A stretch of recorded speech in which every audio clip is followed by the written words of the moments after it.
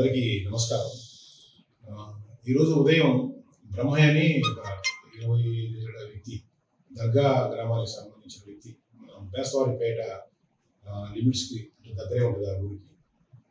అక్కడ శవం కనపడింది. ఆ శవం పార్షియలీ బర్న్డ్, అంటే దాన్ని తగలబెట్టడానికి కూడా ప్రయత్నం జరిగింది. సో ఆ సమాచారం తీసుకున్న తర్వాత మేము ఇంతవరకు విచారించిన దాంట్లో శ్రీకాంత్ అని వాళ్ళ ఫ్రెండ్ ఒక అబ్బాయి, ఆ అబ్బాయితోటే యాక్చువల్గా ఆ అబ్బాయికి ఏదైనా ఫోన్ చేస్తే ఆ స్పాట్కు పలానా దగ్గర నేను ఉన్నానని ఎవరైతే చనిపోయారో ఆ అబ్బాయి చెప్పడం, ఆ శ్రీకాంత్ అనే అబ్బాయి రావడం అక్కడికి.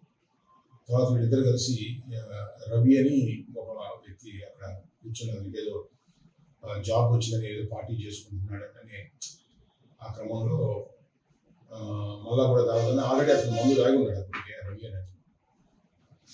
తర్వాత ఇతను మళ్ళీ తీసుకొచ్చి 2 బాటిల్స్ తీసుకొచ్చి కూర్చున్నట్టు ఈలోపు శ్రీకాంత్ అది ఆ ప్రాంతాల్లో వాడి ఇంట్లో వచ్చి ఫోన్ వస్తే వెళ్ళిపోయిందని విచారించాం. అది కూడా కరెక్టే.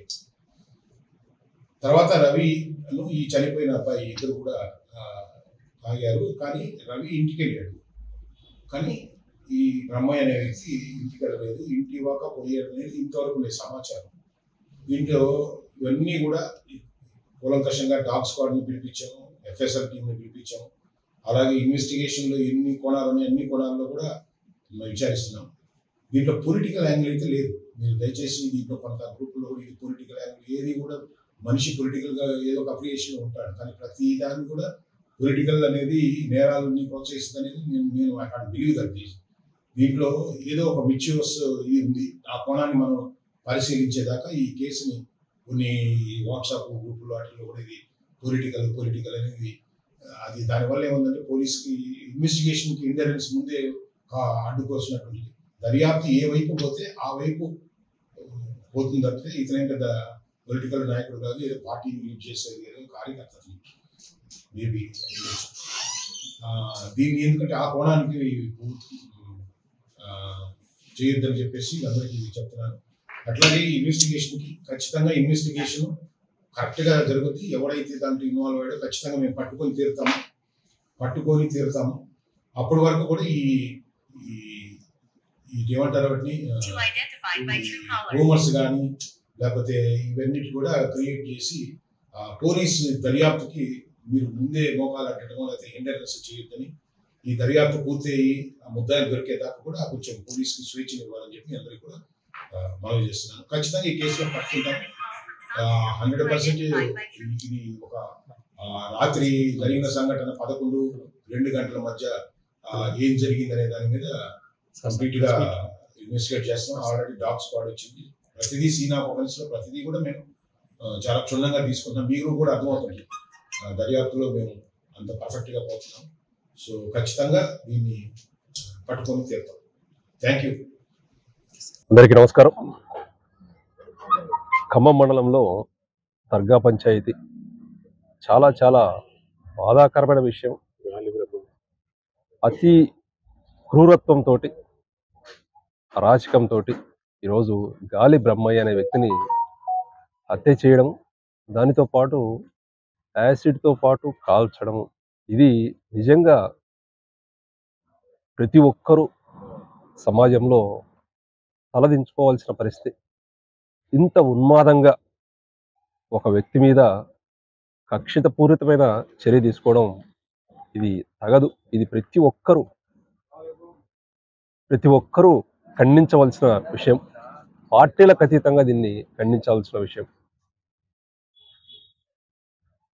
ఆ పంచాయతీలో వైఎస్ఆర్ కాంగ్రెస్ పార్టీ కార్యకర్త, సర్పంచ్ అన్న కొడుకు, అన్ని విధాలుగా చేదోడు వాదుడిగా ఆ ఊర్లో ఉండడం, ప్రతి ఒక్క పనిలో భాగస్థుడు కావడం, అన్ని విధాలుగా ప్రతి ఒక్క పనిలో ఆ పంచాయతీ బాగోగులో సర్పంచ్ తోడు ఉండడం, ఇతను ఆ విధమైన చదువుకున్న వ్యక్తి ఈరోజు ఈ విధంగా కావడం చాలా చాలా బాధాకరం.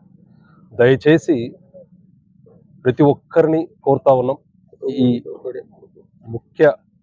మండల ముఖ్య నాయకులు, కార్యకర్తలు, వారందరితో పాటు ఇక్కడికి వచ్చిన నియోజకవర్గ స్థాయి ముఖ్యులు, ప్రతి ఒక్కరూ కోరేది ఒకటే, నిష్పక్షపాతంగా ఎంక్వైరీ చేయడం, ఎటువంటి దోషులు తప్పించుకోకుండా వారిని శిక్షించడం, ఆ కుటుంబానికి అన్ని విధాలుగా ప్రభుత్వం వారి నుంచి కూడా సహాయ సహకారాలు అందడం, దీంట్లో ఎటువంటి రాజకీయ కోణంగా ఆలోచన చేయకుండా ఆ కుటుంబానికి ఏ విధంగా న్యాయం చేయాలనో నిష్పక్షపాతంగా ఎంక్వైరీ చేసి దోషులను వెంటనే శిక్షించడం, వారిని వెంటనే అరెస్ట్ చేయడం, దానికి తర్వాత ప్రభుత్వం నుంచి ఎటువంటి సహాయ సహకారాలు వారికి అది ఎక్స్గ్రేషియా కానీ ఇంకోటి కానీ వారికి అందే విధంగా చూడడం.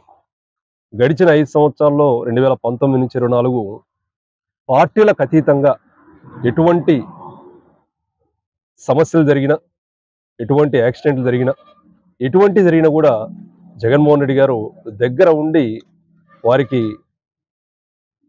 కలెక్టర్ గారు, ఎస్పీ గారు కేటాయించిన దానికి రెండింతలు ఆ కుటుంబాన్ని ఆదుకున్నారు.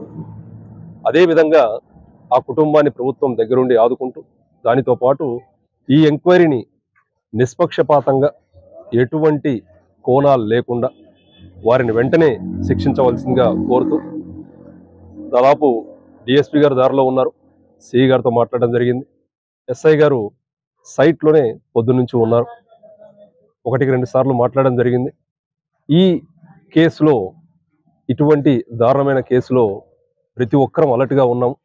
వెంటనే డాగ్ స్క్వాడ్ వస్తుంది. ఒంగోలు నుంచి ఎప్పుడైతే డాగ్ స్క్వాడ్ వస్తుందో మేబీ ఒక అరగంటలో రావచ్చు. ఈ అరగంటలో వెంటనే ఎంక్వైరీ స్టార్ట్ చేసి ఆ డాగ్ స్క్వాడ్ జరిగింది కూడా ఒకసారి వివరాలు తీసుకొని నిందితులను వెంటనే అరెస్ట్ చేసి యాక్షన్ తీసుకుంటామని చెప్పారు. మరొక్కసారి ఆ కుటుంబానికి మండల ముఖ్య నాయకులు, కార్యకర్తలు వారందరితో పాటు ప్రగాఢ సానుభూతి తెలియజేస్తూ వారికి అన్ని విధాలుగా అండగా ఉంటాం తెలియజేస్తూ సెలవు తీసుకుంటాం. Thank you. For latest updates on India-Pakistan tensions, download RTV Live app.